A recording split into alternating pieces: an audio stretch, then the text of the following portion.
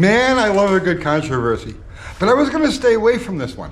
It was almost too easy. It's like, this is just low-hanging fruit. And I've done so many videos on auction shenanigans and scams and all this other stuff, flippers, that I said, no, let's just let this one go. And I did. The car that I'm talking about here is a 1969 Hemi Roadrunner that was sold at Barrett-Jackson this last January. And a bit of a controversy surrounded this car, even at the auction. But then later on, after the fact, somebody who I know and have great respect for, Tom from Rocket Restorations, made a video talking about the discrepancies of the VIN number and how this car, something isn't right, something isn't kosher about this, and he got raked over the coals. He was accused of not being an expert. All right, well, for the record now, okay, I've never met Tom face to face. He lives 2,000 miles away, but I've talked to him on the phone. Tom is a Mopar professional. He runs a Mopar restoration shop. Mopars are his life. I have great respect for him and his knowledge. He's a friend of Jamie from Dead Dodge Garage, another person who has total respect for his knowledge. These are true Mopar experts, but his reputation was like called into question here. So I have to step in, because in this particular case, when it comes to factory Chrysler Hemi cars, I am an expert. 40 years ago now, back in 1986, I wrote the very first comprehensive guide for how to identify a Hemi car for High Performance Mopar magazine. Then about 4 years ago, on this channel, we had a Hemi GTX in the shop that we did we went front to back on this thing, and I covered every single bit of it that made it a Hemi car, all of the specific details that made it a Hemi car. So I've covered this extensively. For years, back in the late 80s into the early 90s, all I dealt with was 426 Hemis, Hemi parts, Hemi cars, Hemi everything. Hemis were my life, so I knew these things like the back of my hand. So like I said, when I see Tom's reputation be called into question here, I have to jump in. So here's the crux of the story. Silver 1969 Roadrunner, restoration. Beautiful car. I mean, gorgeous. And it looked like all of the restoration work was done first class. Nice car. So it shows up at the Barrett-Jackson auction. And in the description of the car, it says, yeah, 1969 Hemi Roadrunner, blah, blah, blah, blah, blah, general description of the car. And that's it. Now, while at the auction, before it actually went on the block, people had noticed that it had some discrepancies. The first discrepancy is that while the VIN number of the car calls it a Hemi, the fifth digit is a J, and in 1969, J would have been 426 Hemi. The plant location on the same VIN tag shows it was built in Los Angeles. They didn't build any Hemi cars in Los Angeles. They had no Hemi stuff to put a Hemi car together in Los Angeles. And I'm going to get to that in 1 second, why I say Hemi car. Because a Hemi car is not just a car that has a 426 Hemi in it. It's a package. I'll get to that. So originally, the description was called it a Hemi Roadrunner. Then, like I said, people noticed that the discrepancies on the VIN tag, and they noticed that it didn't have torque boxes. Torque boxes, and one of the most easily identifiable visual cues that something is a Hemi car. All production, every single one of them, without fail, all production 426 Hemi cars had torque boxes. So, let's talk about this now. Let's talk about what makes a Hemi car a Hemi car. So, in 1966, when Chrysler put the 426 Hemi on the street, they didn't do it because they wanted to. They did it because they had to homologate the thing for NASCAR use, to meet the requirements of certain NHRA classes. They had to. They didn't really want to. So they offered these things to the general public. But not knowing how the general public was going to use the car, Chrysler built in all of these different contingencies to make sure that no matter what use this car had, if it was going to be used to pick up groceries and drop the kids off at school, or it was going to be used in NASCAR competition, because back in those days they were using basically stock frames and unibodies and adding a roll cage to it and all the rest of the speed equipment. That's how they built the circle track cars. Or is it going to be used in drag racing with slicks and banging gears? They built, or road racing, or anything. The car could be used for any purpose. So when they offered the 426 Hemi to the public, they offered it as a package. And in that package, you had the torque boxes. Now the torque boxes are typically found in convertibles. That's their primary place. And they're to keep the car from twisting like this. What they do is they tie the rear bulkhead into the rocker panel. On a unibody car, the rocker panel is frame, okay? So the torque boxes, it fits in front of the leaf spring, and like I said, it's a box and it ties in to the rocker. From the side profile of the car, they're instantly recognizable. You see them just eye level, you're looking at the car, normal eye level, from 20 feet away, you can clearly see the torque boxes. They're to the outside. Now also, because the cars might be used in circle track competition, they reinforced the back of the leaf springs, the shackle area. Just plates, just sheet metal plates that are welded in place to strengthen or fortify that area. Because on a circle track car, the springs will want to go this way. And so they wanted to keep the shackles and the frame rail in the back from bending. So they added reinforcements there. Because the cars could be used on a drag strip, slicks, a stick shift, banging gears, they added a reinforcement above the pinion snubber. So that this way, if it did find its way to the drag strip, the pinion wouldn't beat its way up into the floor pan of the car. So they added a steel plate above that. Every single Hemi car ever built off of a Chrysler assembly line. And I'm not talking about race cars, I'm not talking about the package cars, from 64, 65. I'm talking about street Hemi cars, and this Roadrunner would have been in that classification, would have been built with all of those parts without fail, without question. It was a package.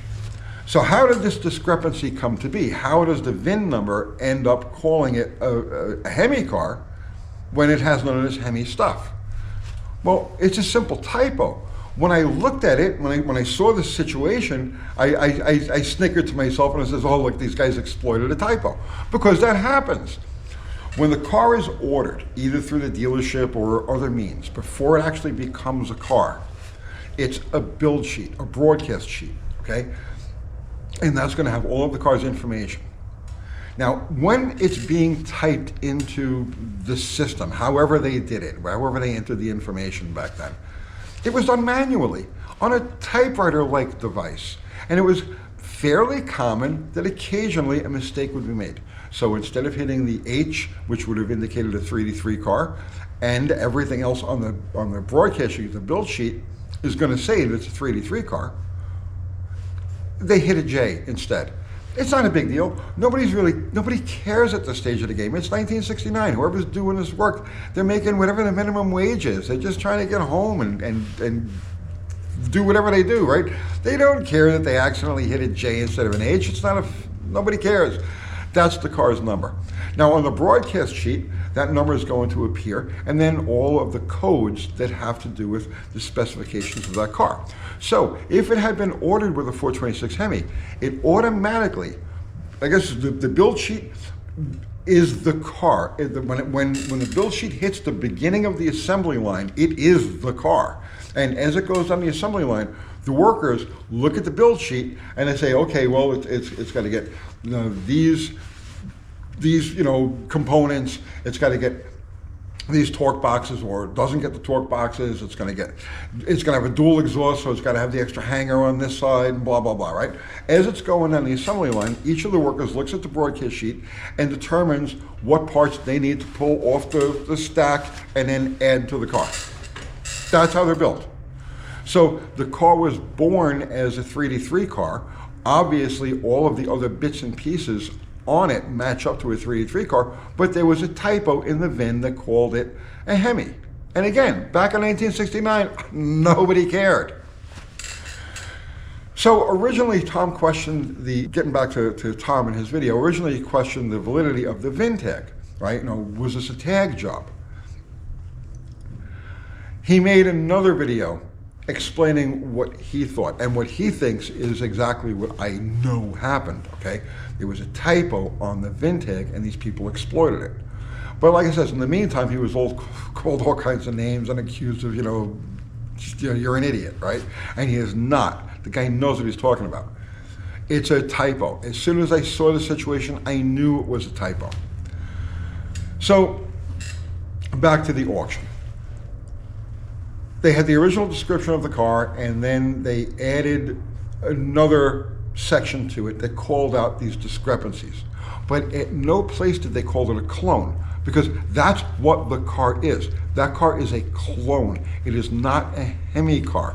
A Hemi car, even without the Hemi engine in it, even without any of the bits and pieces, is still a Hemi car. You can identify them and I have, as rusted, twisted masses that are in the woods. I found a 70 Hemi Roadrunner once that had been stolen and abandoned probably when it was new, and I was able to identify it as a Hemi car because the back section of it was, what was left of the back section was flipped upside down, and you could see the torque boxes and the reinforcement plate. Like, you can identify a Hemi car from anywhere. Now, why is it impossible for this thing to have been built in Los Angeles? They didn't build Hemi cars there because it's not just the Hemi that they wouldn't have had, or the K-frame that they wouldn't have had, or the exhaust components. They wouldn't have had the 3/8 fuel line handy, or the 3/8 fuel line hangers, the clips that hold it in place handy. They wouldn't have had any of the components that make up a Hemi car as it's produced off the assembly line. So no, just having this thing, they magically stuck a 426 Hemi in this thing that they wouldn't have had on site, along with the K-frame and all the other bits and pieces. No, it was not built. It could not have been special ordered. It could not have been, pull this one off the assembly line and build this one for me. Could not have happened in this case with that car, a regular production 1969 Roadrunner. No, it did not happen. Could it have happened at a plant where they actually did manufacture Hemi cars? Yes, it could have happened there. Could it have happened in Los Angeles? Absolutely not. No way, no how. They wouldn't have had any of those specific parts on hand to put the car together. If you were on the West Coast and you ordered a Hemi car, it was assembled and shipped from the Midwest. Period. The end. I don't see where this is a question. It was a typo and it got exploited. So, whoever this concerns, whoever owns the car currently, I don't even know who it is, whoever owns the car currently, whoever may buy this car down the road in the future, make no mistake about it, it is a clone. Now, the expert at Barrett-Jackson, evidently I've got a Mopar expert, okay, I don't know who he is. He's not an expert. Okay, this guy should not be called an expert, because if he doesn't call that thing out as a VIN typo on an otherwise obviously not Hemi car, it's a clone. If he didn't spot it and call it a clone so that the car would be identified as a clone with a typo on the VIN, because that's exactly what it is, well then he's not an expert and he should not be employed there. You know who the real fools are? I want to tell you who the real fool is in this situation, okay? Now, I've seen construction or restoration pictures of this car. For the record, it was wrecked in the early 1970s, and the front clip was put on the car. So the VIN number that's stamped on the core support isn't present. But that number is present in the back of the car under the drip rail. So telltale places where that VIN would be duplicated through the car do exist. So, but it was wrecked in like early 1970s, mid-1970s, and up in Canada, and evidently it found its way onto the National Hemi Owners Association registry.